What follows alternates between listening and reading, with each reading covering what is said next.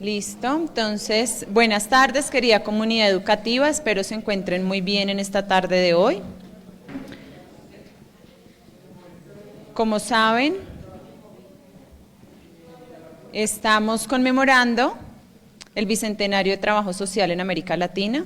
Hoy vamos a tener un espacio académico bastante interesante, esperamos que podamos aprovecharlo, que podamos encontrar no solamente un espacio académico, sino también de reflexión, de que nos pensemos como trabajadores sociales en formación, los retos que tiene para la sociedad nuestro rol y también conocer desde las expectativas, desde los desafíos que han enfrentado nuestros invitados, cómo nosotros podemos aportar en ese ejercicio que vamos a empezar a trabajar con la comunidad y con todo ese bagaje que nos ha brindado la universidad, pero que lo vamos a poner en práctica y muchos de ustedes ya lo están poniendo en práctica en esos escenarios profesionales en los que ya se desenvuelven.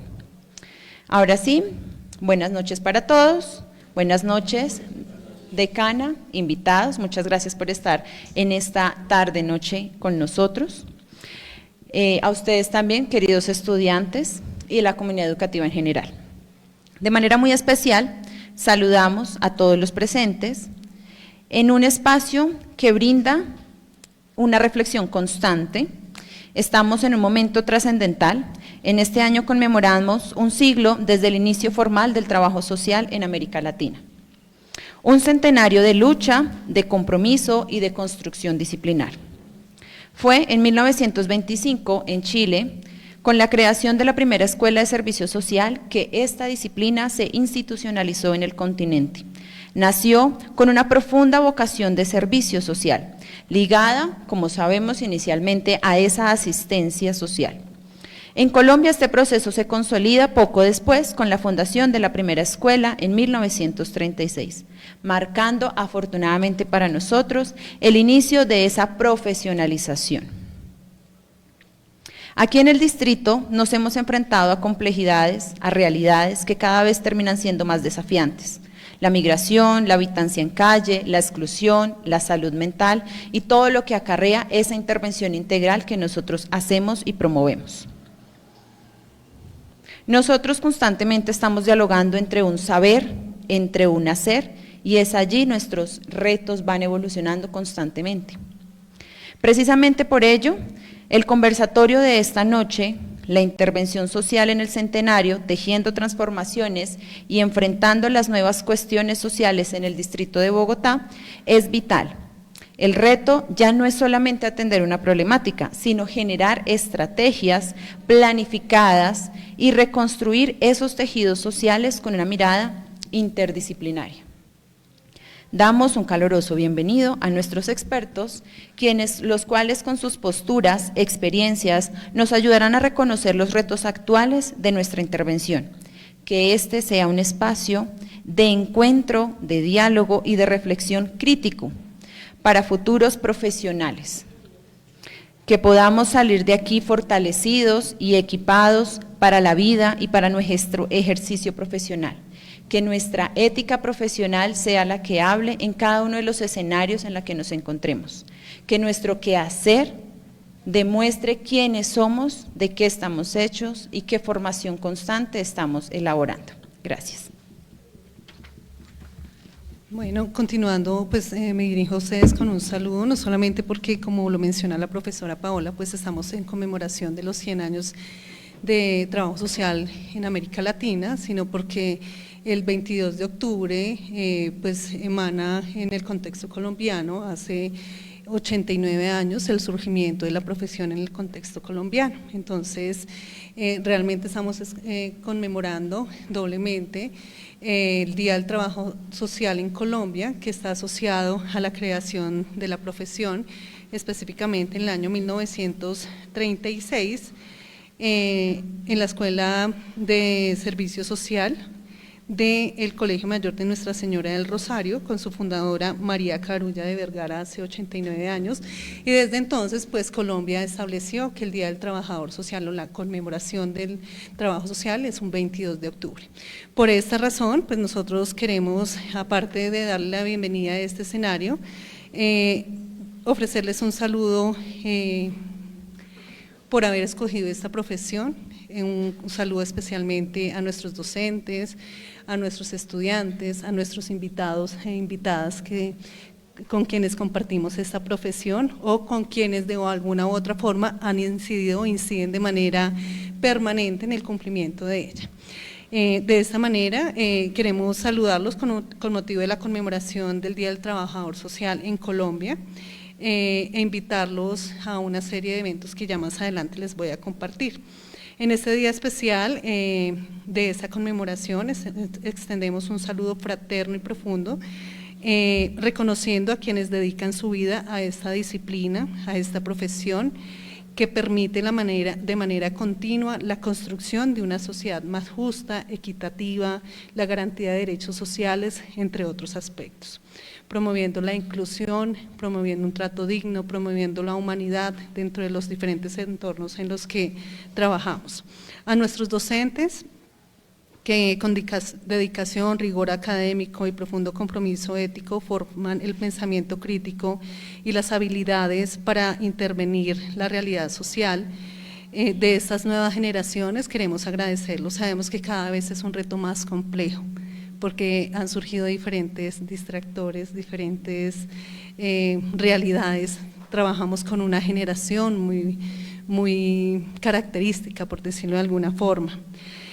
Por tanto, su labor es invaluable en la formación de futuros y futuras trabajadoras sociales. En sus manos está la posibilidad de garantizar que estos futuros profesionales adquieran las habilidades y las competencias que se requieren para ofrecer desde el trabajo social la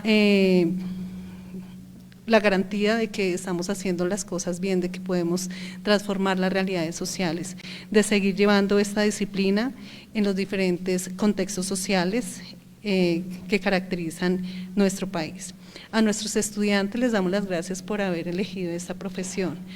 Les invitamos y les felicitamos porque son valientes al elegir en este contexto y en este momento histórico una profesión de las ciencias sociales y una profesión específicamente como lo es el trabajo social. Resaltamos su vocación, ustedes son la esperanza de que los desafíos sociales como la desigualdad, la pobreza, la violencia y la exclusión encontrarán en ustedes respuestas profesionales con el rigor y las competencias profesionales que esto amerita. Asimismo, les invitamos a que continúen aprendiendo, a que se caractericen por su compromiso, por su responsabilidad, por su rigor académico, cuestionando con valentía y preparándose para ser agentes de cambio que nuestra nación necesita. Recuerden que la ética, la investigación y el compromiso por la transformación social son sus principales herramientas para su futuro desempeño profesional. Finalmente, recordemos que el trabajo social en Colombia tiene una historia inquietante, una historia que nos invita a que de igual forma su futuro sea desafiante. En nuestras manos está, marcando, digamos que la profesión ha estado marcada por diferentes realidades sociales, políticas, económicas, que se vislumbran en una ausencia de paz, en una ausencia de reconciliación, en ausencias que les invitamos que ustedes entren más adelante a aportar.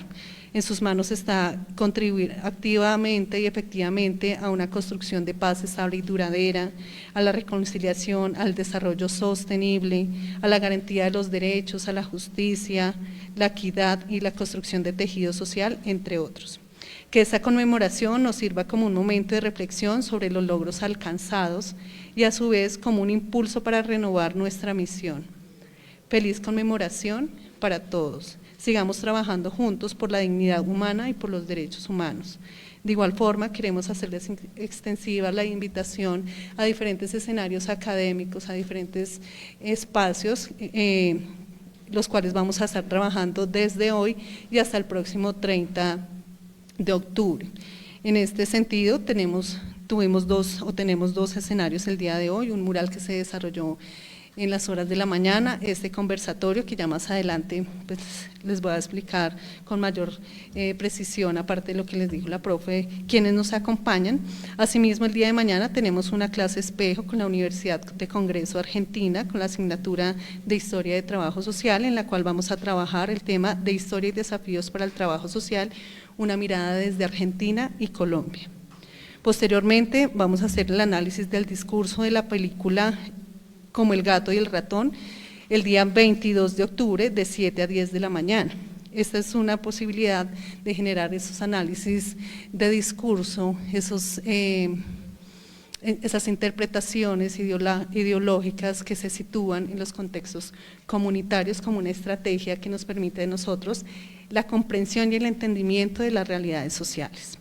Posteriormente establecemos el día 23 de octubre, de 7:30 a 8:30 en el Teatro de la Corporación, una galería representativa a través de la técnica de instalación artística a cargo de los estudiantes de tercer semestre, para la cual pues les hacemos extensiva la invitación desde este momento, para que los profes se acerquen de manera puntual unos 10 minutos a reconocer este ejercicio académico que han realizado los estudiantes.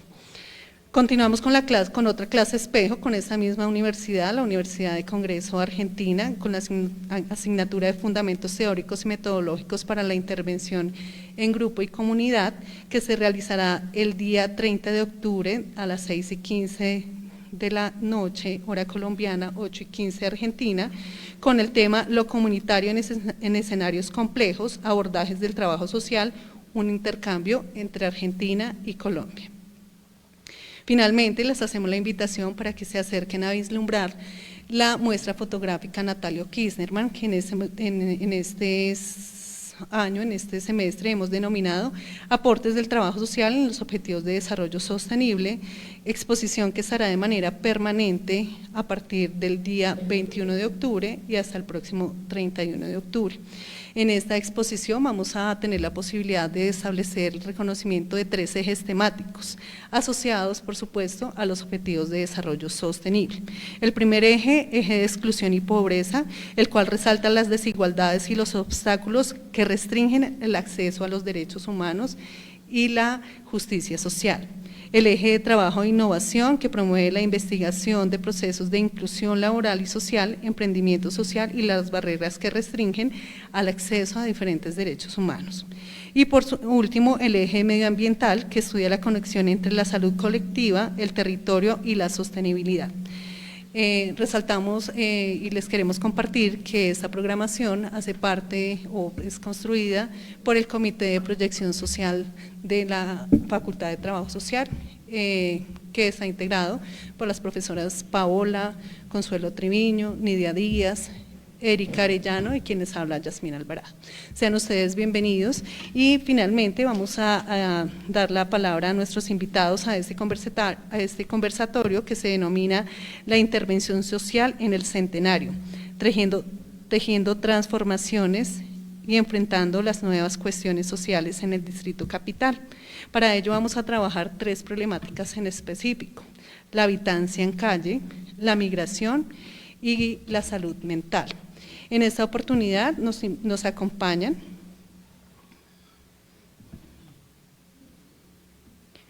el doctor Pedro Alfonso Sandoval, el exdirector de la Casa Bosconia de la Fundación Servicio Juvenil, el profesional en trabajo social Brian Daniel López, él no asistió. La psicóloga María Paula Rico, especialista en intervención y gerencia social de esta casa de estudios. El profesional en trabajo social Óscar Fabián Cortés, trabajador social, quienes actualmente están vinculados a la Secretaría de Integración Social, entidad que cabe resaltar es la encargada de establecer diferentes procesos articulados con la política pública a nivel distrital. De igual forma, nos acompaña la profesional en trabajo social, Sandra Ángel. Ella cuenta con estudios de maestría en estudios sociales, especialista en sexualidad y género, y es referente de género y vida de la Secretaría Distrital de Salud. Por último, nos acompaña la profesional en psicología Ivonne Arévalo, especialista en gerencia de salud pública, referente en salud mental de la Secretaría de Salud. En tanto, pues vamos a establecer el conversatorio desde una mirada institucional, abordando por supuesto los diferentes actores, los diferentes sujetos que están pues alrededor de estas problemáticas sociales. Entonces, inicialmente, pues allí encuentran el micrófono. Quisiéramos que nos compartieran, pues a grosso modo por institución, algo asociado con las problemáticas que ustedes trabajan. Entonces, inicialmente habitancia en calle por parte de la Secretaría Distrital de Integración Social, posteriormente con población migrante por parte del señor Pedro y finalmente con Secretaría de Salud. Buenas noches a todos y a todas. Bueno, como bien decía la decana, mi nombre es María Paula Rico, yo soy psicóloga especialista en intervención y gerencia social de esta universidad. ¿Se escucha bien? Sí. Contarles que mi compañero y yo trabajamos para la Secretaría de Integración Social para el proyecto 7948, que es el proyecto principal para tratar fenómeno de habitabilidad en calle en la ciudad de Bogotá. Contarles que no solamente trabajamos con población habitante de calle, sino que este proyecto tiene dos vertientes, porque es que el habitante de calle no llega a habitar calle porque sí, ¿cierto?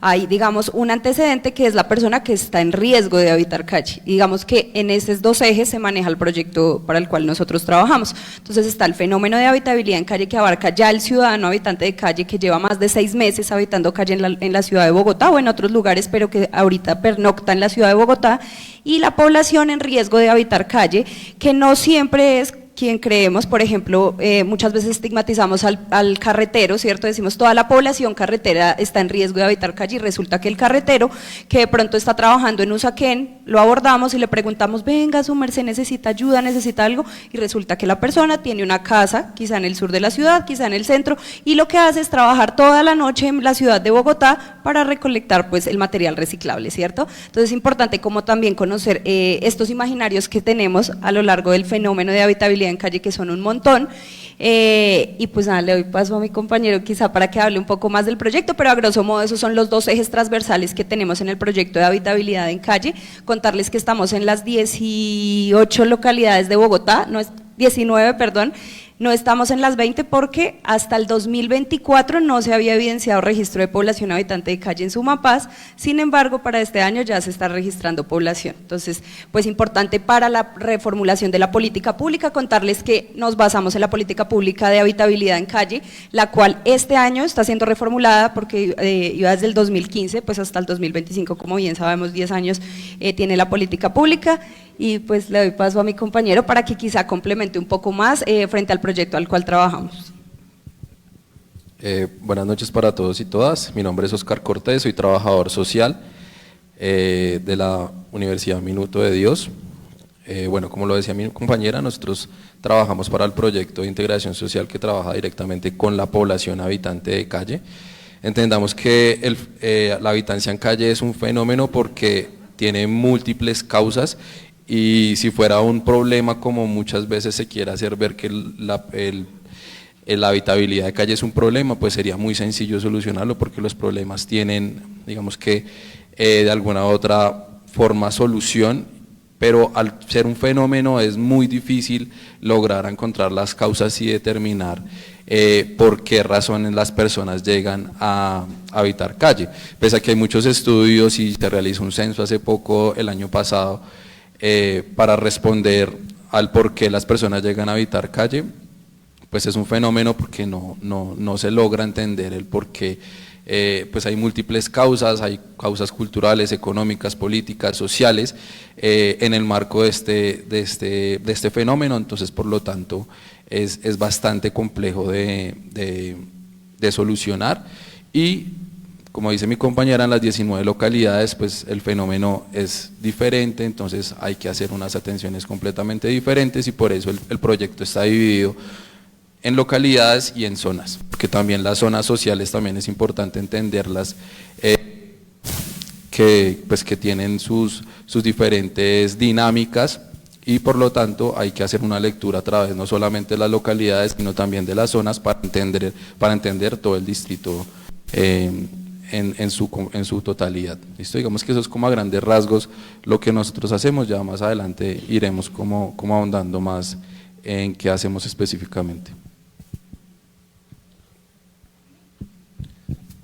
Muy bien, muy buenas noches. Quisiera invitarles a que eliminen de su cabeza, si conocen Bogotá, el Movistar Arena. ¿Lo borró? Unilago, bórrelo. Ciudad Salitre, bórrela. Trate de eliminar de su cabeza los barrios que se acercan a Soacha y que existen actualmente pero que no existían. Elimínelos. Elimine Ciudad Salitre. Elimine la mitad de Suba. Trate de pensar la autopista norte con solo 3 puentes. Trate de pensar en la avenida Caracas con doble carriles, porque justamente, a Dios gracias, curiosamente la vida me ha dado la posibilidad de estar en medio de Secretaría de Integración, que fue un gran aliado nuestro, y es un gran aliado nuestro, y en medio de Secretaría de Salud, que es un gran aliado nuestro. Y yo, wow, la vida, ¿qué es lo que ha hecho? ¿Por qué razón? Casa Bosconia hace parte de la Fundación Servicio Juvenil. La Fundación Servicio Juvenil, muy probablemente ustedes no lo conocen, al padre Javier de Nicoló. Alguno de pronto sí escuchó hablar del padre Javier de Nicoló. Pues el padre Javier de Nicoló en 1972 empezó a atender el fenómeno de habitabilidad en calle de muchachos, de niños, que en ese momento el alcalde Virgilio Barco, por la visita del Papa Pablo VI, los llama: recójanme a los chinos de la calle, esos chinitos ahí tan horribles, sáquemelos. Eran conocidos por la camada y por la gallada. La camada era el lugar donde dormían, la gallada era la cantidad de chicos que vivían juntos. Por eso cuando dicen, oiga, pero ese fenómeno es inexplicable. Sí, claro, desde 1972, esos habitantes de la calle, que en ese momento llamaban los chinos de la calle Ala, se convirtieron después en los gamines, y después lo llamaron los ñeros. ¿Le parece la palabra ñero, le suena? Luego, en un momento de la historia, lo volvieron desechables. Y gracias a la Constitución de 1991, ahora tenemos habitantes de calle y en habitabilidad de calle, que es muy interesante. Y curiosamente los míos corren ese riesgo. Pero ahorita cuando escuchemos a la Secretaría de Salud, los míos también corren este riesgo. Y muchísimos de los riesgos que hay aquí. ¿Quiénes son los míos? Los míos son los SIN. Los SIN, S-I-N, SIN. Sin estar regularizados en el país, es decir, no tienen permiso permanente temporal, no lo tienen. Sin educación, porque no les facilita, aunque ahora se han facilitado más, el acceso a la educación, pero eso tiene un bemol. Sin una casa digna. Hace un momentico yo estaba parado aquí al frente del consultorio jurídico, miraba ese edificio y le decía a mi esposa: este edificio, ubicado en el barrio Santa Fe, es un pagadiario. Ubicado aquí en Candelaria, es una universidad, una facultad. ¿Por qué? Porque el lugar donde yo estuve en mis últimos 4 años, que la vida me regaló, fue justamente por la diagonal 19A, al frente del Colegio de la Presentación, salida del ferrocarril. ¡No!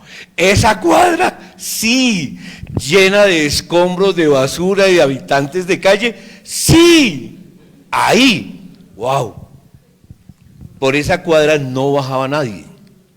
Y ahí hace 4 años llegamos con una propuesta de atender a niños, niñas, adolescentes, jóvenes y familias migrantes. Y ese fue el ojo que tratamos de ubicar, porque el padre Javier buscó ¿a quiénes? A los niños de la calle, pero es que los niños de la calle ya no existen.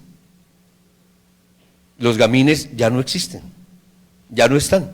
Y si llegara a encontrar a un niño en la calle, a un joven en la calle, y pronto tiene que pagar cuentas y lo tiene que pagar el distrito. ¿Por qué? Porque por los derechos de los niños no pueden estar ahí, y menos en condición de trabajo. Pero como los míos son SIN, llegaron caminando, llegaron colgados, llegaron como sea, viven en pagadiarios. Por favor, levante la mano aquel que en la casa de su papá, porque probablemente usted vive en apartamento, su papá tenía garaje, patio y unas 2, 3 o 4 alcobas. Levante la mano. Pase esa casa que usted tiene al barrio Santa Fe divídala por la mitad y coja el garaje, póngale una cortina y separe aquí una familia, otra familia, y cada una le paga a usted 20.000 pesos. Y son 2 familias. La habitación donde usted vivió con sus hermanos, donde vivía, divide esa habitación perfectamente, una con luz a la ventana y la otra en el rincón, y cada uno paga 20.000 pesos. La historia de los pagadiarios, que los pagadiarios, es la cosa más injusta que hay. Es lo más doloroso que hay. ¿Y qué me dice esta? Extrañamente, no sé por qué en la cultura de mis chicos, de mis familias, la mujer siempre tiene que estar acompañada de un hombre, no importa el hombre que sea. Y con esta realidad, que si el hombre llega tarde en la noche, como solamente dormimos en la misma cama, entonces toca, hermanito, yo me hago aquí, usted hágase al bordecito y yo cuido a mis niños, porque usted empieza a manoseármelos. Y esa es la realidad de mis hijos. Pero lo mejor es otra cosa. Estamos las instituciones, estamos la organización privada. Casa Bosconia es parte de una organización humanitaria que está en todo el país, porque el padre Javier trabajó en todo el país. Pero lo mejor del asunto es que también hay otro actor, que no lo vemos, no lo conocemos. Secretaría de Seguridad siempre nos está preguntando, ¿y cómo se llama él? ¿Y dónde es que queda la? ¿Y en dónde es que están? Si no es que yo tengo al hijo del… Si los míos, algunas de mis mamás le trabajan a ese señor. ¿Y qué nos salva? La chaqueta azul, la chaqueta blanca o amarilla, ahora son el canario. Nosotros somos rojos y ponen naranja. Y eso es lo que nos salva. Entonces Casa Bosconia es un pequeño espacio de seguridad para niños de 8 de la mañana a 4 de la tarde. ¿Qué pasa después de las 4 de la tarde? Vuelven a la carreta, vuelven a la esquina, vuelven al parque, vuelven al pagadiario, trabajan hasta las 11, 12, 1 de la mañana y al otro día tienen un pequeño espacio donde pueden ser niños. Las familias, por favor ubíquese lo siguiente, el barrio Santa Fe no es como lo pintan. La Caracas, 3 cuadras abajo hasta la 17, es la zona de tolerancia, decretada por alcalde Mocus, y es una zona donde usted puede, ojo la palabra, tener servicios sexuales remunerados. Usted no puede usar la palabra, no la puede usar, porque son servicios sexuales remunerados y es legal. La siguiente parte es residencial, que son los pagadiarios, y la última parte es industrial. Profe, no conseguí ayer para la casa, me tocó subir. Yo eso lo entiendo. Le tocó irse a las zonas de tolerancia a conseguir cómo pagar. Por favor, levante la mano a aquel que le tocó alguna vez dormir en la escalera de su casa porque su mamá le cerró la puerta y no lo dejó entrar a su habitación. ¿Nadie? Bien. ¿Qué tal esa experiencia? Durísima, durísima. Ahora imagínate una niña de 3 años, una de 7, otro de 10, con la mamá y tratando con los vecinos de ponerle una cobijita. Yo no sé cómo es la realidad de los migrantes en Suba, porque no fue donde yo estuve. No sé cómo es la realidad de los migrantes en María Paz o en Patio Bonito, yo no estuve allá. Pero sí sé que Santa Fe es un puerto de entrada. Y si usted llega con sus maletas, con sus niños y demás, se baja ahí al frente de la surtidora de pollos, la tradicional, la original, hay 3 o 4 que están listos a preguntarle, venga, ¿tiene dónde dormir? Porque de una vez los están captando, de una vez. ¿Listo? Más adelante. Sí. Ok. Bueno, buenas noches. Primero que todo, muchas gracias por la invitación. Nosotras, bueno, yo hago parte de la Secretaría de Salud, de la Subdirección de Determinantes en Salud, y soy la encargada de trabajar todo el tema de género y de violencias. Pues aparte de todo eso, pues soy trabajadora social, llevo 17 años ejerciendo la profesión, pues desde el tema de estudios culturales, desde el tema de los estudios de género y los estudios de todo lo relacionado con los derechos sexuales y reproductivos. Nos parece importante el espacio como para poder también colocar un poco el escenario en el tema de salud pública, como efectivamente pues desde los diferentes campos de acción que tenemos desde el trabajo social podemos ver la salud más allá pues de una atención orientada, digamos, como más allá de una atención que de pronto se puede llegar a centrar solo en el individuo, sino de verlo desde un enfoque más sistémico, si se podría decir, y más crítico, ¿no? Entonces, como efectivamente hay unos determinantes que están presentes en la vida cotidiana de todas las personas y que influyen en la forma en que vivimos y habitamos no solamente pues, los territorios, sino la vida, y cómo efectivamente la salud también puede tener esas aristas que van más allá de esas prácticas individuales, ¿no? Entonces, cómo digamos la vida pues está marcada por la forma en que vivimos las mujeres, los niños, las jóvenes, los adolescentes, y como algunas problemáticas que son estructurales, como es la pobreza, como son las desigualdades, las violencias, influyen efectivamente en la forma en que las personas pues viven y ejercen sus derechos. Entonces, allí están esos determinantes que es necesario identificarlos en la práctica y en el ejercicio pues profesional que hacemos y lograr transformar esas estructuras de poder que emergen y que están ahí presentes, esas estructuras sociales que influyen en la forma en que las personas pues ejercen el acceso a los diferentes derechos, ¿no? El campo de la salud pues es un campo que debería llamarnos a replantear y a transformar esas formas en que podemos ver el rol de trabajo social y centrarnos en cómo el bienestar tiene que ir más allá y tiene que romper con esas estructuras de desigualdad e inequidad que están presentes en la vida cotidiana de las personas, pero también en el acceso a derechos. Entonces, básicamente, nosotras desde la subdirección de determinantes, lo que buscamos es un poco generar esos procesos de atención que vayan más allá pues de esa mirada un poco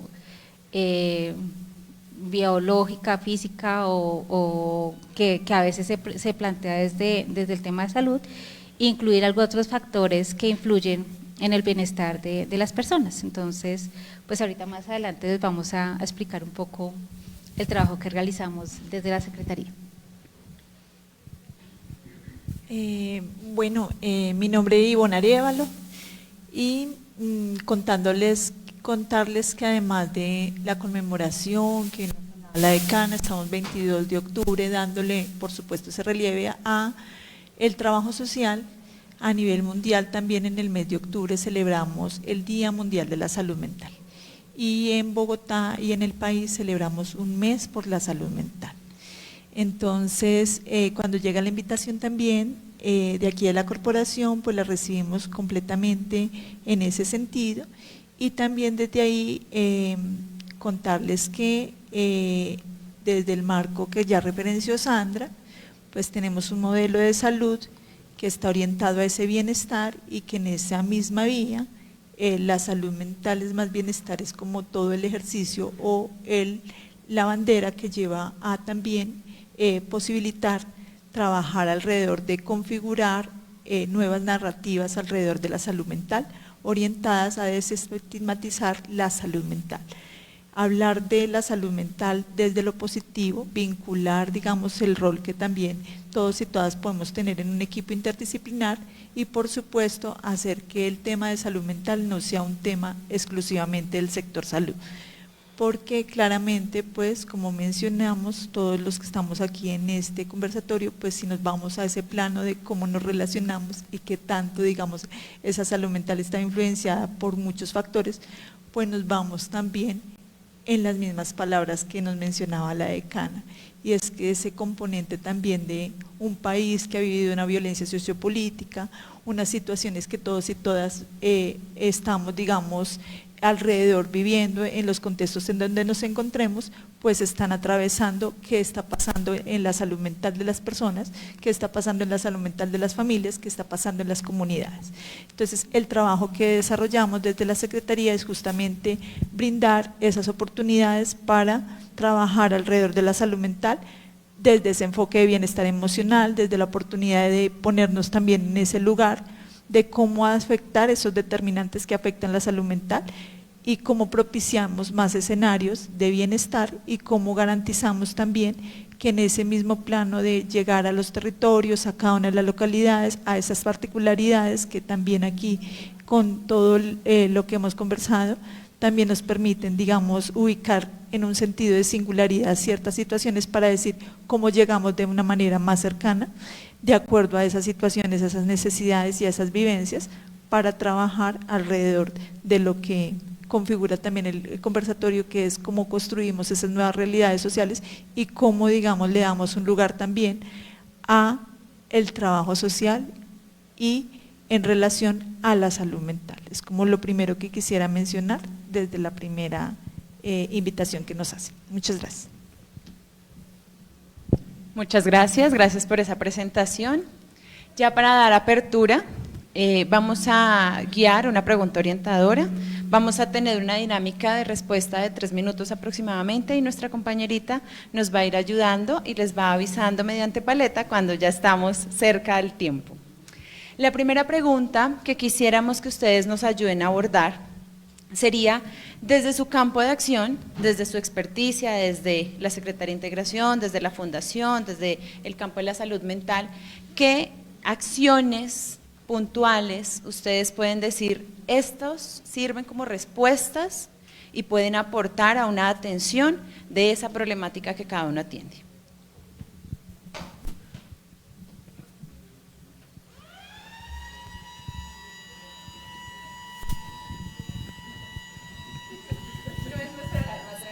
Salimos corriendo.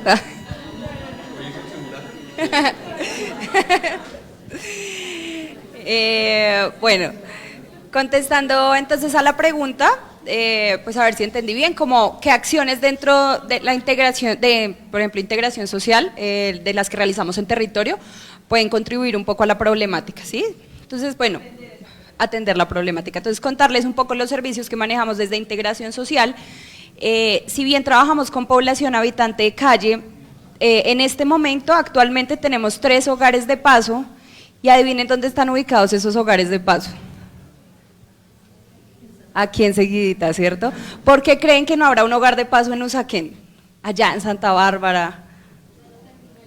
No lo permiten, ¿cierto? La necesidad quizás sí la hay, pero ¿será que si ponen un hogar de paso allá al lado, mejor dicho, de algún concejal, algún edil y demás, ¿será que al otro día no vamos a tener 50 derechos de petición diciendo, sáquenos esta gente de acá, qué hacen estas personas acá afuera, ¿cierto? Entonces esos 3 hogares están ubicados acá en el centro, también por la facilidad de llegar de los ciudadanos y ciudadanas habitantes de calle, ¿cierto?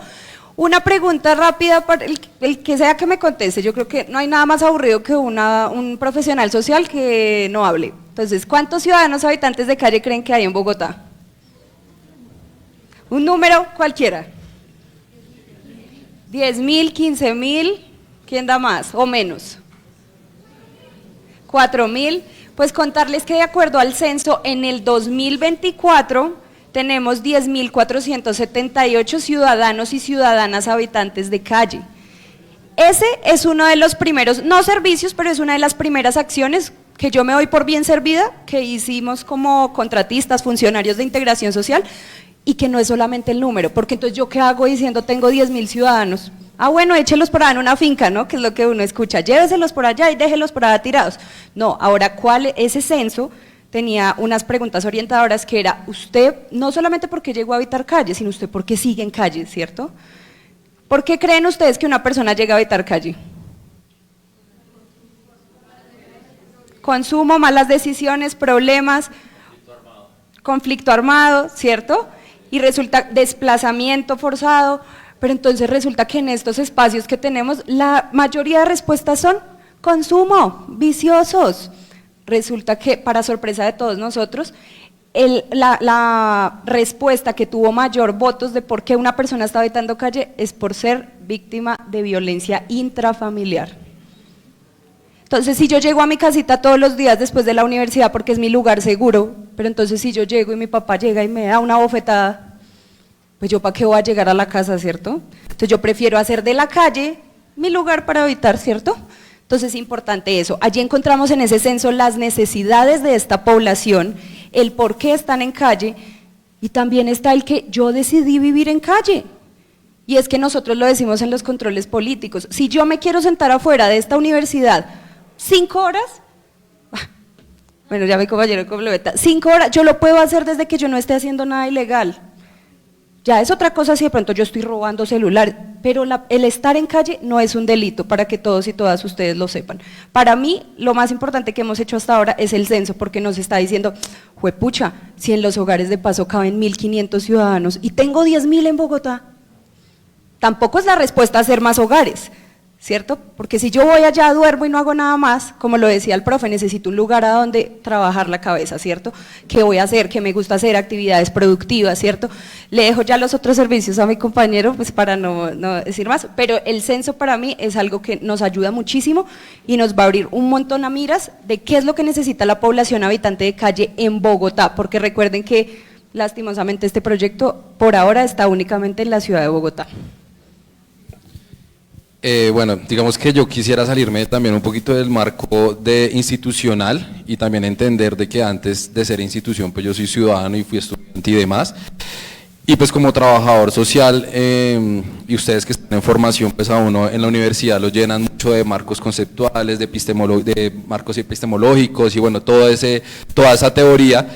Y yo pienso que es fundamental aterrizar esa teoría a la práctica, y eso es lo más complejo que hay cuando ese es el choque de realidad que uno tiene en los escenarios, en el marco pues de las cuestiones sociales, entrándonos a lo que nos trae pues este conversatorio del día de hoy.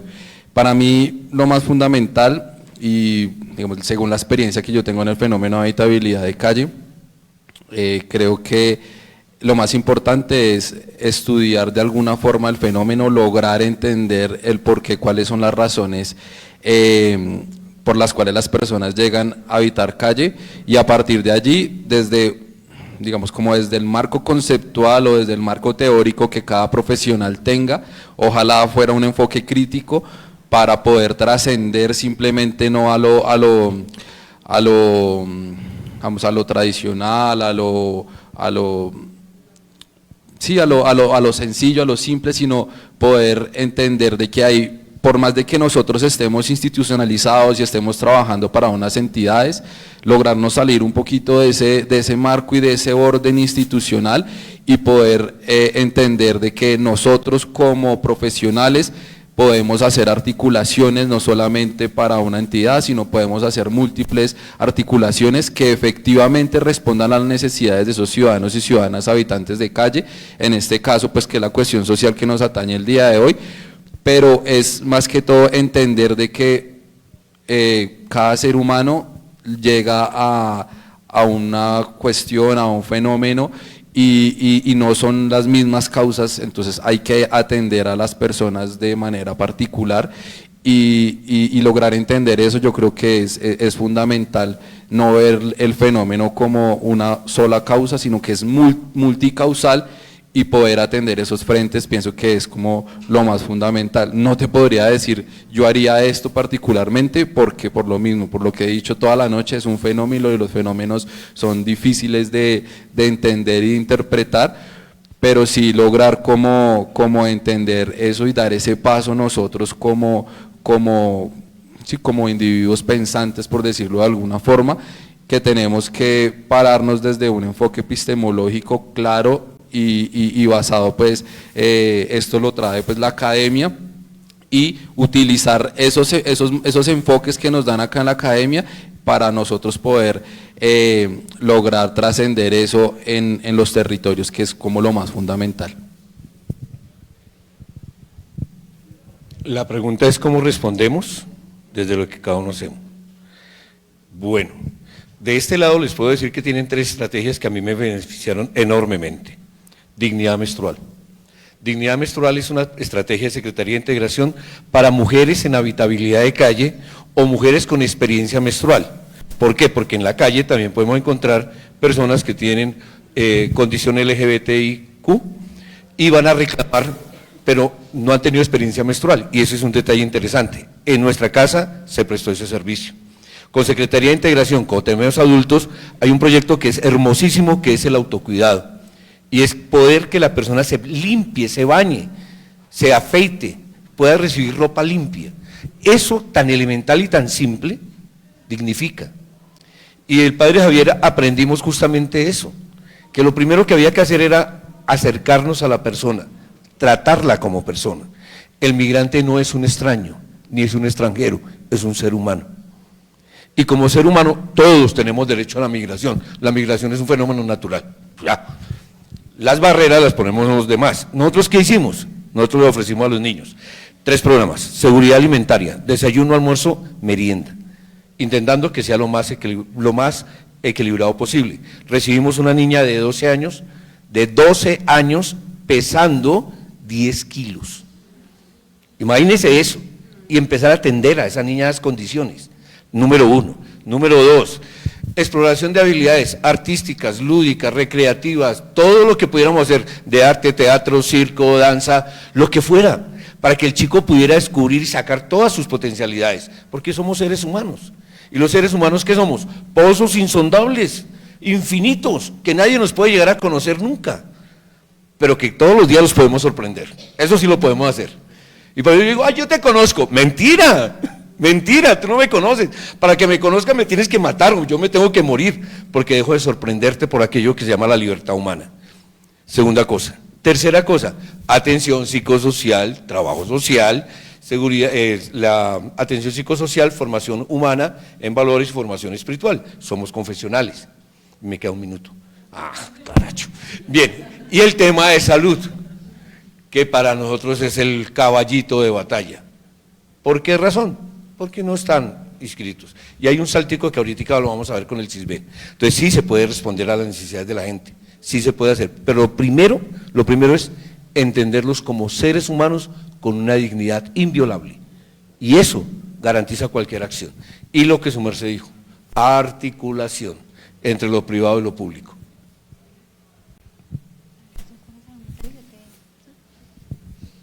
Bueno, contar en 3 minutos qué hacemos en salud mental es todo un reto.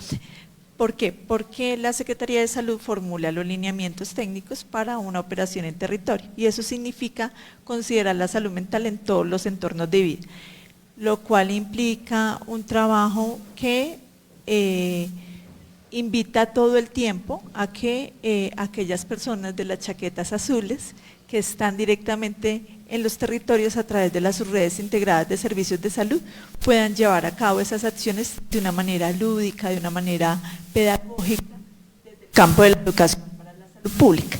Y en ese sentido, cuando hablamos de salud mental, estamos llegando a los jardines infantiles, trabajando con los docentes, trabajando con las familias, trabajando con los niños y las niñas. ¿En materia de qué? De fundamentar o de fomentar y fortalecer esas habilidades y esas capacidades socioemocionales que van desde la empatía, el autoconocimiento, la comunicación, todo lo que implica la sana convivencia, el respeto por el otro, las relaciones interpersonales, ese pensamiento creativo, etcétera, etcétera. Y allí también cómo llegar a los papás en el fomento del buen trato, cómo llegar a los docentes que quizás también en su trabajo alrededor del día a día no tienen las herramientas, o quizás las tienen y conocen y tienen un saber, pero a veces no saben cómo llegar de la mejor manera a trabajar en la identificación de señales de alerta cuando hablamos de trastornos del neurodesarrollo, por ejemplo, en jardines infantiles. Cuando nos vamos a colegios encontramos un universo grandísimo donde todos los niños y las niñas pues claramente viven bastantes horas al interior de los colegios y entonces también ahí estamos hablando de todo un ejercicio también de facilitación y de articulación con la Secretaría de Educación para llevar a cabo acciones del fomento al bienestar emocional, de la prevención de conductas de riesgo, algunos riesgos psicosociales, algunas situaciones problemáticas que ya los docentes dicen aquí se han identificado. Y otro proceso, y es el fomento o el fortalecimiento de capacidades, porque cuando hablamos de primeros auxilios en salud mental, entonces los docentes nos dicen no sabemos qué hacer ni cómo hacerlo. Entonces los equipos hacen un acompañamiento para que en efecto nuestros docentes en las instituciones educativas conozcan cómo manejar situaciones al interior de la escuela.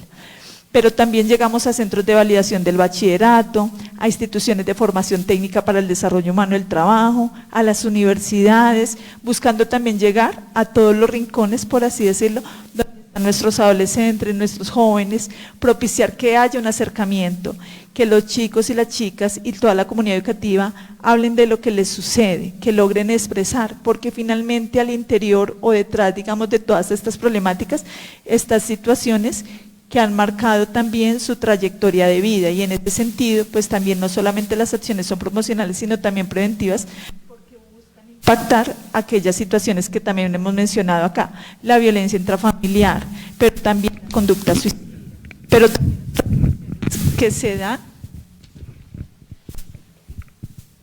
en distintos contextos y que terminan siendo, digamos, muy bienvenidas a la hora de facilitar esa articulación público-privada.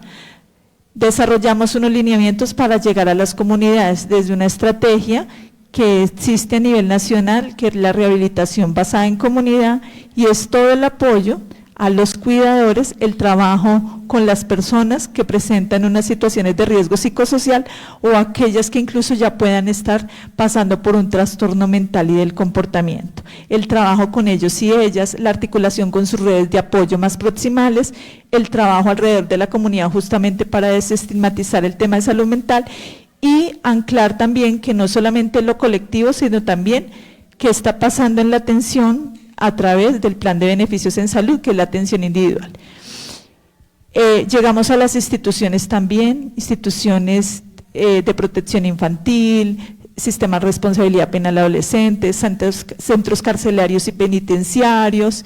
Llegamos también a los hogares, porque el trabajo alrededor de las situaciones que viven las familias, pues también nos dan unas oportunidades de decir, aquí hay un riesgo, hay una situación que necesitamos mitigar. Entonces vamos también directamente a los hogares donde se presenta una situación que pasa por una notificación obligatoria, que todos y todas pueden realizar, sea una IPS, sea una comunidad, sea un colegio, y ahí hay una situación que también necesitamos trabajar. Entonces son como algunos elementos. Llegamos a las unidades de trabajo informal, algunas empresas privadas que también han levantado la mano después de la pandemia, han dicho necesitamos a alguien que trabaje por la salud mental de… Facilitamos procesos de bienestar emocional con docentes, porque también si el docente no está bien, pues finalmente también se ven muchas cosas allí en esa interacción. Propendemos por también tener un proceso de mantenimiento, de fortalecimiento de capacidades técnicas.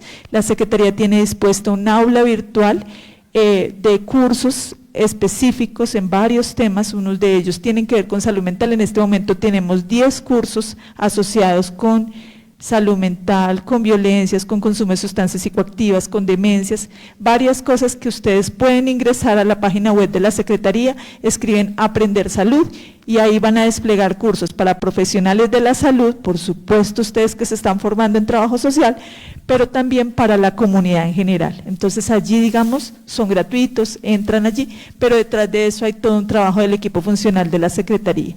Tenemos la línea 106, que tiene ya 27 años, casi 28, ahorita en octubre cumplimos, y es un servicio gratuito, 24 horas, 7 días a la semana, donde también las personas pueden acudir cuando requieran algún apoyo.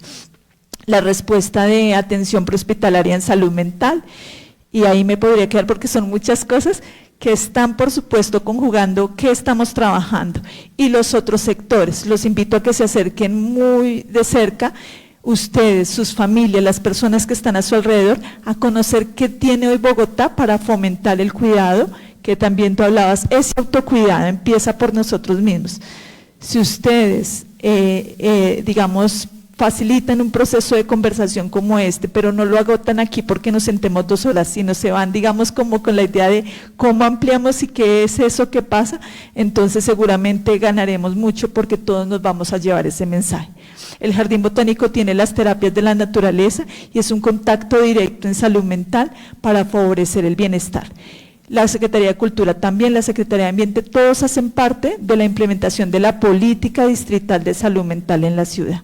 Y hay muchas otras cosas, pero está como amparada mucho y ahora digamos todo es salud mental, entonces como que tenemos muchas cosas alrededor de muchos elementos para la ciudad que nos llaman la atención y que invitan a todos y todas a facilitar como ese proceso de exploración y de dinamismo para cuidar nuestra salud mental todo el tiempo. Bueno, yo quería complementar frente a cómo efectivamente todas esas problemáticas, todo el tema, digamos, de habitabilidad en calle, el tema de salud mental, el tema de migración, pues está también, pues está interconectado con todos el tema de interseccionalidad, por ejemplo, los enfoques diferenciales, como efectivamente si tenemos que abordar, por ejemplo, el tema migratorio, teníamos que tener una mirada de género y o de interseccionalidad que va más allá pues de un enfoque poblacional donde tendríamos que mirar cómo efectivamente este tema migratorio pues afecta de manera diferencial a los niños, las niñas, los jóvenes, los adolescentes, las mujeres y cómo esa afectación pues demanda digamos como unas respuestas, no solamente digamos en un análisis crítico frente a la situación, sino también en la intervención, ¿cierto? Entonces, cómo estas políticas públicas, los programas, todo lo que se ha venido desarrollando, en este caso frente en el distrito y desde diferentes niveles, pues tendría que tener esa mirada crítica para efectivamente responder a esas necesidades que tienen, por ejemplo, las mujeres, los niños y las niñas frente a las diferentes situaciones que enfrentan, ¿no? Y cómo eso influye efectivamente en la forma en que esos diferentes grupos poblacionales se tendrían que pensar en el acceso, digamos, a derechos y cómo, digamos, la salud mental también, como lo decía Ivonne, pues tiene, digamos, como varias aristas y puntos de convergencia, donde no solamente tendríamos que abordar la situación o una problemática centrada como en cada individuo, sino que cada individuo pues tiene una experiencia diferencial en la forma en que la vive, ¿no? Entonces, actualmente pues las diferentes secretarías y las diferentes políticas están haciendo una labor importante para incluir esa mirada diferencial. Y cuando hablamos del enfoque pues interseccional, estamos hablando de que efectivamente no podemos crear programas y políticas desconociendo pues esos factores diferenciales que están presentes en la cotidianidad de las personas y que colocan a unos grupos o a unas poblaciones en unos riesgos diferenciales que es necesario pues atender.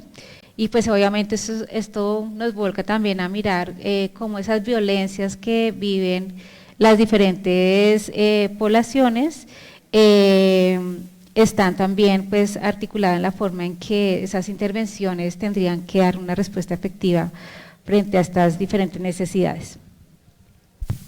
Bueno, de acuerdo con lo que nos han compartido nuestros invitados, evidenciamos pues que efectivamente hay un abordaje teórico y epistemológico sobre los cuales pues nos han dado algunos avances. La teoría crítica o el trabajo social crítico que nos compartía por acá Brian, y acá también algunos aspectos relacionados con los enfoques digamos de intervención, enfoque diferencial, enfoque de derechos humanos, enfoque de género. Vamos a plantear nuestra última pregunta porque el tiempo acá es muy limitado, con relación específicamente a cuáles son los sustentos teóricos y metodológicos en los cuales ustedes se apoyan para realizar las diferentes intervenciones y de manera articulada a esta pregunta, cuáles son los retos y desafíos que tenemos desde la intervención social, específicamente desde el trabajo social, en el abordaje de las diferentes poblaciones en las que trabajan. Yo hago una invitación respetuosa en el caso de que acá encontramos vinas psicosociales. Ustedes saben también algo muy relacionado con la intervención, es que en las instituciones generalmente se trabaja de esta manera, con vinas psicosociales compuestas por psicólogo y trabajador social. De manera respetuosa les voy a solicitar a los que están en vinas que uno plantee una respuesta, el otro otra, y acá el señor Pedro pues sí le toca doble. Entonces… Listo. Sí, ya estábamos planeando ya dividirnos. Entonces mi compañero va a brindar información acerca de lo epistemológico, lo teórico y demás, y yo acerca de los retos que hemos enfrentado hasta el momento. Bueno, yo creo que me había adelantado un poquito a la pregunta en la anterior respuesta que di. Y pues efectivamente yo creo que pese a que todas las entidades tengan unos enfoques como individuos y como trabajadores sociales, también nosotros le aportamos a esa intervención institucional. Y yo creo que en lo personal y digamos que para abordar un fenómeno tan fuerte como es el fenómeno de habitabilidad de calle, sí o sí nos tenemos que parar desde un enfoque teórico crítico para poder entender de manera, si se quiere, holística toda la problemática del fenómeno, y a partir de allí pues trabajar y orientar pues todos los procesos de los ciudadanos y ciudadanas habitantes de calle. Pienso que eso es fundamental. Y Secretaría de Integración Social, en su gran mayoría de los profesionales que nos acompañan en la Secretaría de Integración Social, ven y hacen sus intervenciones a partir de esos enfoques. Listo. Un poco complementando a mi compañero, sí, claro, obviamente tenemos que tener el respaldo de la teoría, porque pues para trabajar yo creo que todas las áreas y todas las ciencias, pero también lo crítico, ¿no? Y lo que decía mi compañero y llevamos diciendo toda la noche, creo que todos los fenómenos que hemos mencionado esta noche, el fenómeno de habitabilidad en calle, el fenómeno de la migración, ¿cierto? Las personas que todos y todas tenemos que tener una atención en salud mental, ¿cierto? Nos tenemos que cuestionar, ¿cierto? Porque todos los ciudadanos habitantes de calle no llegan a habitar calle por la misma razón. Todas las personas migrantes no llegaron acá por la misma razón, ¿cierto? Y todas las personas no trabajan en su salud mental de la misma manera. Entonces hay que averiguar una causa, ¿cierto? Y ser un poco críticos del por qué. Yo les voy a hablar un poco de los retos que mencionaba la decana que hemos tenido, y yo creo y me atrevo a decir que el reto más grande somos nosotros sin la chaqueta, es decir, nosotros la comunidad, ¿cierto? Nosotros, yo siempre digo, yo soy una María Paula cuando tengo la chaqueta puesta, ¿cierto? Porque hablo como entidad y demás, pero soy otra María Paula cuando me la quito, y así somos todos nosotros cuando salimos y nos enfrentamos a la vida diaria, ¿cierto? La comunidad para mí es el reto más grande que hemos tenido en el proyecto de habitabilidad en calle, porque la respuesta siempre es, o digamos que la acusación siempre es, quíteme esto de acá, y no indagamos el por qué, ¿cierto? Entonces, cuando invitamos a estas personas, como lo mencionaba el profe, a una jornada de autocuidado, donde van aproximadamente 100 ciudadanos y ciudadanas habitantes de calle a hacerse su baño, ¿cierto? A que no tienen zapatos, a que no tienen ropa interior, entonces uno empieza a ver a la comunidad, ¡ay, no, sí, terrible! Ya deja de ser el gamín, ya deja de ser el loco, entonces yo ya tengo un pensamiento un poco más crítico y digo, juepucha, esta persona sí necesita algo, ¿cierto? Pero no siempre es comida. Yo les voy a contar un chisme. Nosotros a veces llevamos refrigerios y les decimos, ay, Chinito, quiere un pancito, mire, tenemos un juguito, una manzanita. Uy, no, profe, yo me acabo de comer allí medio pollo que me regalaron en el restaurante. ¿Sí? Muchas veces tampoco es el lugar donde dormir, porque a veces, como mencionaba el profe, se hacen para el pagadiario.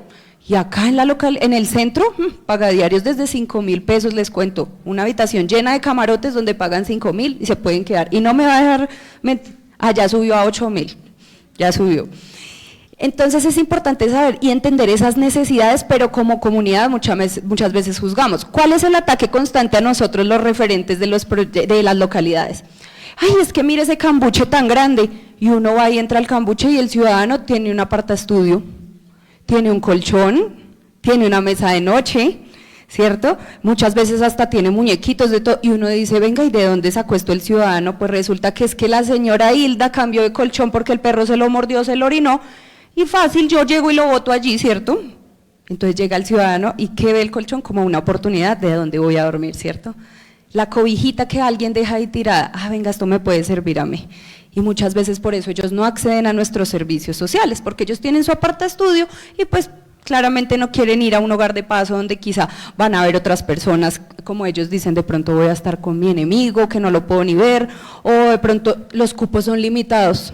¿Ustedes pueden creer que a las de 8 de la mañana, 9 de la mañana ya se han llenado los cupos en los hogares de paso?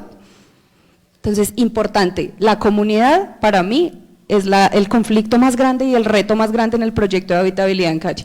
Ahora yo los invito a que no pensemos como comunidad, sino de verdad lo que decía mi compañero, pensemos como profesionales, como críticos, pero también como personas, y pensemos en que esa persona muchas veces no está ahí porque quiere.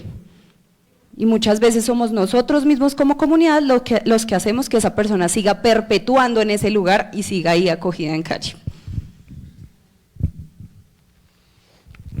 Voy a permitirme responder desde el final, desde el reto más grande que tenemos las instituciones privadas y públicas, la fábrica de buenos pobres. Es el reto más grande, fabricar buenos pobres. ¿Por qué? Porque sencillamente entramos en el enfoque asistencialista. Necesita techo, necesita vestido, necesita alimentación. Y si le podemos ofrecer seguridad, salud básica, maravilloso. Ya lo tiene solucionado. Comanche, el famoso habitante de calle que fue entrevistado por Pacheco, que decía, lo tengo todo, necesito comer, me paro frente al restaurante, necesito bañarme, me voy al Chorro Padilla, necesito dormir, tengo 20 perros que me protegen, quiero ver televisión, me paro en la 19 y veo ahí. ¿Qué decía el padre Javier? La calle es atractiva. Para un pelado la calle es que el pito, que el grito, que la estrellada, que el de la moto, eso es maravilloso.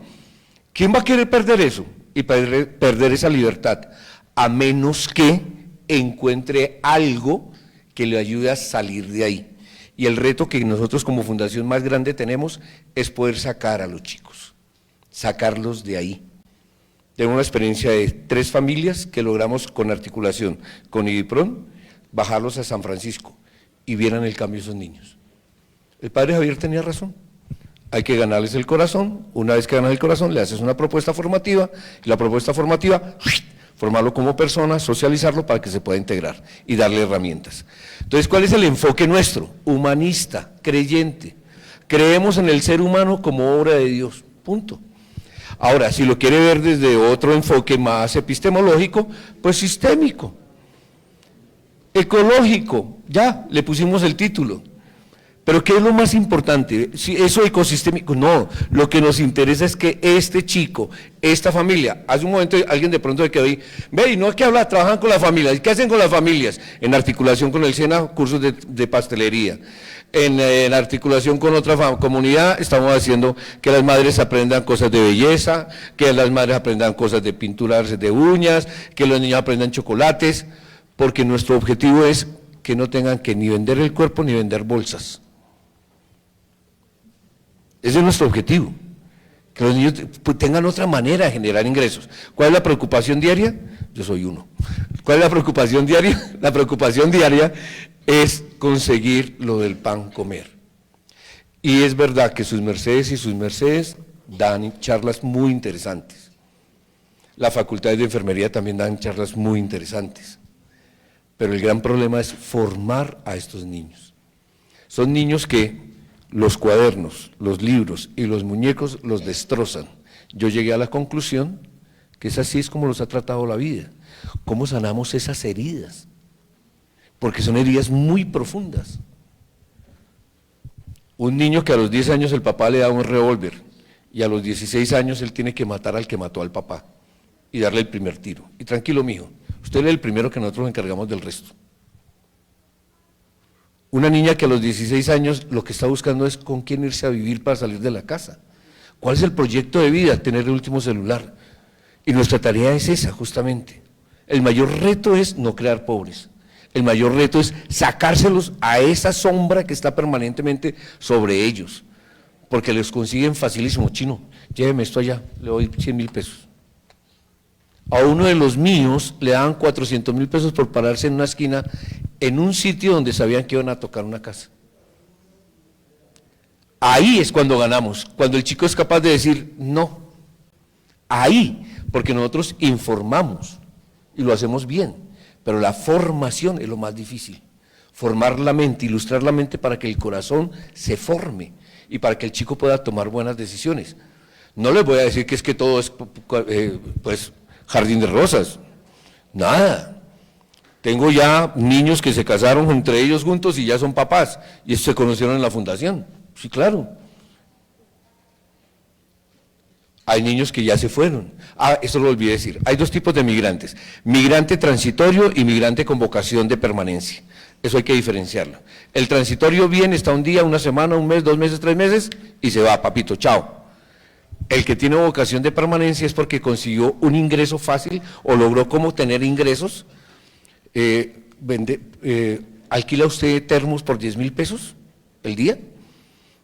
Es un negocio buenísimo, buenísimo. Alquilar termos. Y usted consigue 40.000, usted se queda con 30.000 y la otra queda con 10. Buenísimo el negocio. Al frente de nuestra casa había 100 carretas, cada carreta valía 10.000 pesos. El día que se hizo la intervención en la Diagonal 19, no apareció el dueño. No apareció el dueño, pero sí existía. Voy concluyendo. Uno de nuestros amigos de calle, Carlos, que nos dijo cuando recién llegamos el 1 de septiembre del 2021, profe, esto aquí era una selva, ustedes hicieron un peladero y metieron corderitos. Carlos, eso es una amenaza. No, profe, eso es lo que nos está pasando. Y usted va hoy y la Diagonal 19 es distinta. La Diagonal 19A es diferente. ¿Por qué? Porque se ha tocado. Entonces, en el enfoque sistémico, usted tiene que ver el pequeño enfoque de la familia, pero también la red de relaciones al interior de la casa, y luego la red de relaciones en el parque, en el barrio, y luego contar con que hay una sombra que está ahí permanentemente. Y no importa que su niño esté estudiando, si decidimos irnos para Perú, no fuimos para Perú. Y eso causa un problema escolar. ¿Cuál es? Los cupos escolares, y entonces los colegios ahora le están poniendo una traba a los chicos. Listo, le damos el cupo, le conseguimos. Mi trabajador social que iba a estar aquí, el Brian, ha tenido que soportar terriblemente una frustración, conseguirle cupo a 40 niños, irse a Dile, sentarse, hacer el registro con las mamás, llevar a los niños, presentar la prueba, ubicarlos en esta edad. Por favor, levante la mano a aquella persona que haya escuchado en Colombia que la educación no es importante y que no le sirve a usted para ser alguien en la vida. Ya termino. En Venezuela, o por lo menos a los míos, 16 años sin leer ni escribir. ¿Yo para qué necesito eso? ¿Para qué necesito eso? Véndale la idea de que estudiar es importante a alguien que la cultura le está diciendo que eso no es importante. Y mi pobre muchacho, mi trabajador social, el que iba a estar sentado acá, listo, que era lo único que faltaba, la firma de las mamás, porque él no podía firmar, ni yo podía firmar como director. 22 mamás no fueron a firmar y se perdieron los cupos. Y es saber, mis queridos trabajadores sociales, que aunque ustedes, ya me sonó, que aunque ustedes son tejedores de sociedad y de comunidad, juegan con algo que no tiene control bajo sus manos, la libertad humana. ¿Le hago yo? Sí. Bueno, para complementar un poco, yo creo que vamos como en la misma línea. Pues básicamente el enfoque pues tiene que venir como de ese pensamiento crítico, sistémico, ecológico, frente a las diferentes intervenciones que se hacen, ¿cierto? Por ejemplo, en el tema que yo trabajo, que es el tema de violencia en género, obviamente hay varios factores que influyen en cómo esa violencia, por ejemplo, que se da contra las mujeres, tiene diferentes factores, no solamente en la forma en que una mujer habita, digamos, en cierto territorio, sino pues también en otros factores como es, por ejemplo, la pobreza, como es el acceso, digamos, a algunos servicios, a algunos derechos, el tema del machismo, el patriarcado, la forma en que todos estamos, digamos, envueltos en algunas sociedades y culturas que permean pues esas desigualdades y que naturalizan la forma en que se viven las violencias, ¿no?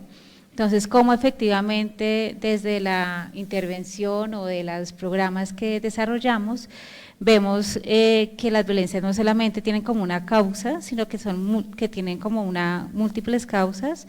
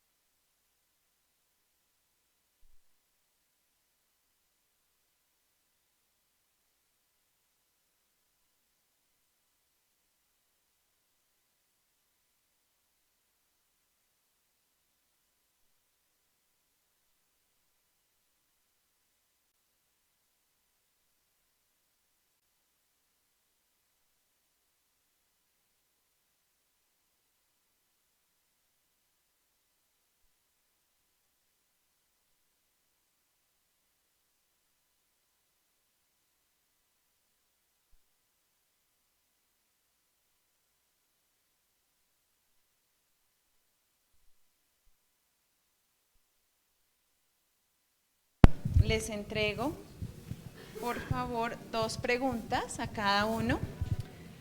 para que puedan analizarlas, desarrollan una respuesta en general y mientras nuestros invitados las leen, sería interesante revisar cómo estos retos no están alejados a esas conversaciones que nosotros tenemos dentro del aula, ¿cierto?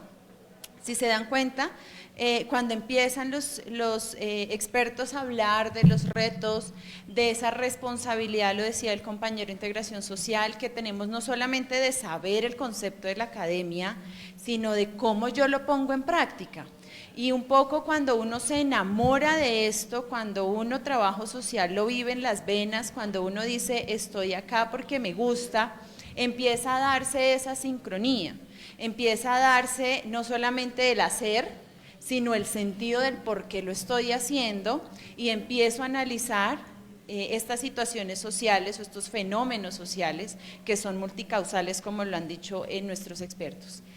Por otro lado, también cuando los dos compañeros, tanto de población migrante como de salud, nos dicen es que tenemos que entender que el ser humano tiene diferentes dimensiones. No podemos decir que vamos a atender de una sola manera porque hay diferentes enfoques y eso es lo lindo de nuestra profesión. Yo creo que en aras, como le decía la decana del Día del Trabajador Social, es reconocer que somos una profesión tan rica, tan interdisciplinaria, que me permite a mí abordar un caso desde diferentes enfoques. Muchos cuando están empezando a hacer sus planeaciones se asustan porque dicen, ¿qué enfoque y qué modelo uso? ¿Tengo que usar solo uno? ¿Me caso solo con uno? Y uno les dice, no. Si ustedes se dan cuenta, durante el desarrollo uno va cambiando de enfoque, va cambiando de modelo, va cambiando de estrategia, va cambiando hasta las actividades por esto, porque las realidades sociales son cambiantes. Y nuestros retos yo creo que es uno, por supuesto, amar la academia, disfrutarla, comerse esos libros, esas lecturas, esos autores, eso hay que hacerlo porque lo necesitamos, para que tenga un sentido cuando estamos haciendo ese quehacer. ¿Listos? Ah, ya tienen micrófono. Sí.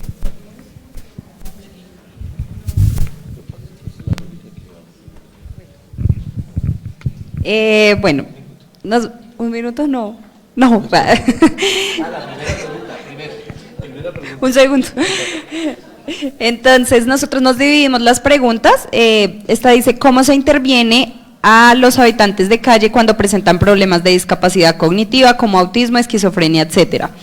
Entonces acá contarles también que nosotros, además de los servicios que ya hemos mencionado, como el autocuidado, los hogares de paso, resulta que tenemos otros servicios, como lo es el servicio para personas con dependencia mental, cognitiva y física, que aquí entraría un poco la respuesta para esto que están mencionando acá, personas que quizá ya tienen un diagnóstico y si no lo tienen, ahí viene el tema de la articulación.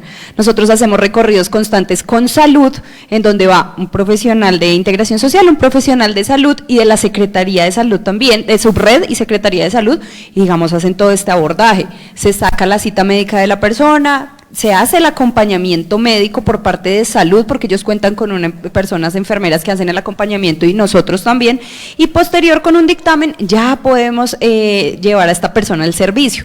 Contarles que también tenemos camionetas para cuando estas personas no se pueden desplazar. Vemos muchos ciudadanos habitantes de calle en Bogotá, lastimosamente, no digo que todo sea por culpa del consumo, hay personas que quizá ya tenían alguna discapacidad y llegaron a habitar calle y demás factores, pero hay personas que no se ubican en espacio ni temporalmente, ¿cierto?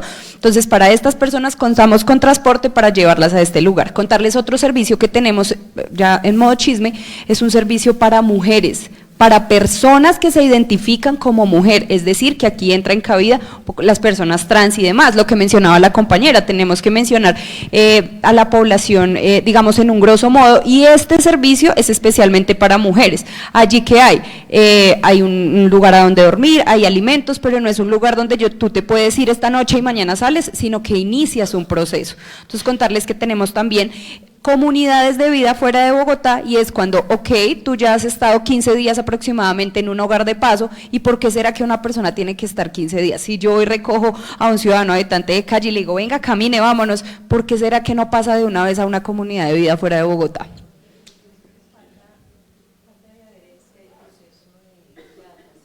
Exactamente, adaptación. Porque si será que yo me llevo al habitante de calle que lleva 10 años en calle y me lo llevo afuera de Bogotá y le digo, usted desde hoy se levanta a las 7, va a tender la cama, va a lavar la loza, usted me perdí, ¿se va a adherir? No, ¿cierto? Entonces, en este hogar de paso todos los días están con profesionales, trabajadores sociales y psicólogos, los cuales empiezan como todo este proceso de adherencia, pues, y un poco de disminuir las dinámicas de calle que tienen los y las ciudadanas habitantes de calle. El portafolio de servicios es grandísimo, si quieren lo pueden mirar en el mapa de procesos de la Secretaría de Integración Social, porque realmente me quedo corta con la cantidad de servicios que tenemos para la población habitante de calle. Bueno, voy a intentar responder esta pregunta rápidamente porque es bastante densa en realidad. La voy a leer. Ya que decimos que habitar calle no es ilegal, ¿cómo podemos explicar esto sin que parezca parte del problema? Es decir, si fuera ilegal, ¿habría menos habitantes de calle? Bueno, yo creo que es una de los diálogos que nosotros eternamente nos damos en lo comunitario, porque efectivamente, y yo creo que la frase más poderosa de la noche la pudo dar el compañero cuando fue que dijo que contra la libertad de las personas, nosotros como profesionales y como personas que trabajamos con estos fenómenos es muy difícil, digamos que trabajar. Entonces, si una persona decide libremente habitar calle, pues eso está dentro de la Constitución política, está dentro de la norma, está dentro de la ley, y aparte de todo, más allá de la ley, pues está dentro de una concepción, una percepción de querer habitar calle y es completamente válido. Entonces, ¿cómo podemos explicar eso? Yo creo que a partir de digamos que el libre desarrollo de la personalidad, si se quiere, y si una persona quiere habitar calle, y si la persona tiene un choque con el habitante de calle, pues simplemente no perpetúe esas dinámicas para que la persona siga habitando calle. Así de sencillo es. Y pues es un poquitico mucho más complejo explicar como si fuera ilegal habitar calle habría menos ciudadanos habitantes de calle, que eso, creo que eso es un supuesto, no lo podríamos decir, pero de pronto si existiera unas leyes un poco más represivas si se quieren, pues simplemente sería mucho más fácil recoger a todos los ciudadanos habitantes de calle y llevárselos para una finca y quizás visualmente no verlos en las calles de nuestra ciudad, pero acabaría un poco con esa libertad precisamente que es la que garantiza pues nuestra constitución política y absolutamente todas las leyes, y también están los derechos humanos. Entonces frente a eso creo que no tendría ninguna respuesta. ¿Listo? Muchas gracias. Tengo dos preguntitas, que Ave María. ¿Cómo se puede? Voy a cambiarle el sentido a la pregunta para que se dé cuenta de lo compleja que es. ¿Cómo se podría trabajar con la sociedad para evitar la discriminación contra la población en Vera, habitante de calle, drogadictos, LGBTI? El problema no es la población, el problema es que tenemos una cultura que discrimina, y cambiar la cultura, todos aquí sabemos que no es un tema de hoy. La única manera es, quítese las gafas, deje el prejuicio. ¿Cuál es el prejuicio? ¿Crees que el otro, por favor, aquí hay alguien que le gusta que le celebren los cumpleaños? Sí. ¿Hay alguien que no le gusta? Sí. ¿Aquí hay alguien que le han hecho bullying? Sí. ¿Matoneo? También. ¿Hay alguien que ha hecho matoneo? Sí. ¿Hay alguien que practica un deporte? Sí. Somos humanos.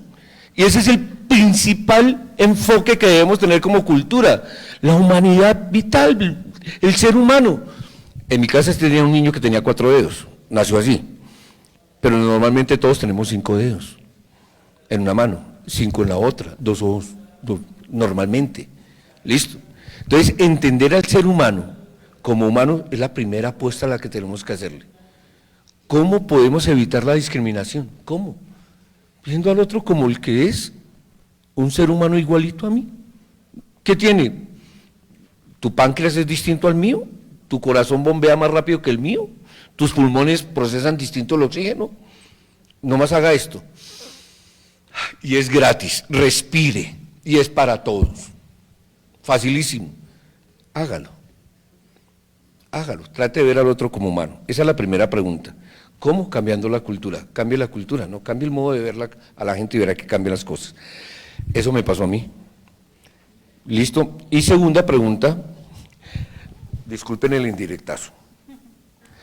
Resulta que Secretaría de Salud tiene que regular a los restaurantes donde nosotros prestamos un servicio de comida. ¿Quién regula las fundaciones que prestan servicios? Secretaría de Salud.